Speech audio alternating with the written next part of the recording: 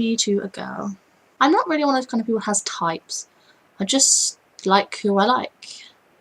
A lot to do with personality, but you know, looks are obviously a factor. You'd be lying if you said they weren't. Firstly, the main thing I'm attracted to is femininity, because I like girly girls mostly. Quite often I'm attracted to redheads, which I find kind of strange because I am a redhead. You can't tell because I don't have hair, but I show you around, look a little bit gingery there. And it is quite weird that I'm attracted to redheads because I am one. But then to be fair, you know, conventionally I should be attracted to guys, but I'm attracted to girls, so clearly I just like the same as what I am. But it's not exclusive, it's just, if I look back over like the girls I've liked, like, okay, first girl crush really was when I was about 13, and she was a redhead. And then I was crazy about this girl when I was like 17, and she was a redhead. The girl I like now, and definitely I'm crazy about, is a redhead. Straight redhead though. They all are straight redheads.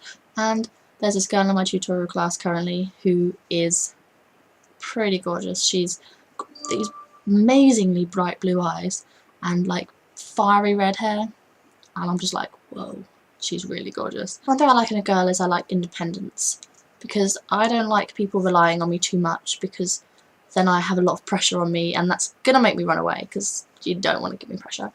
And I like it when someone, you know, they know what they want and they want to do things, you know, they want to achieve things by themselves, and they don't rely on me all the time for everything, and they, most importantly, they don't rely on me for their happiness.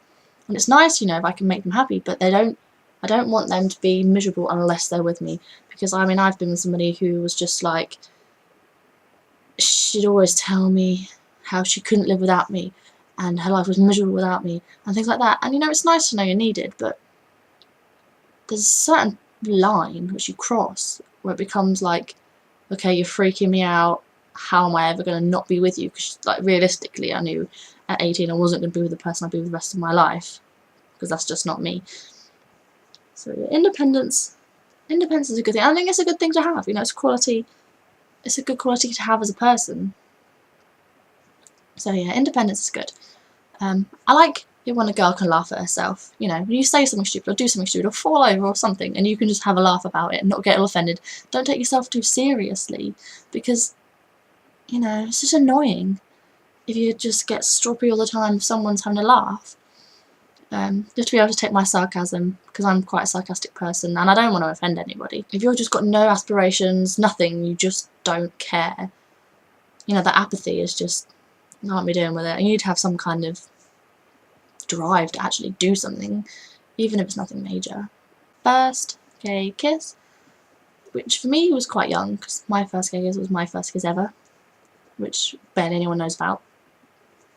She was my best friend at the time, and we were 12.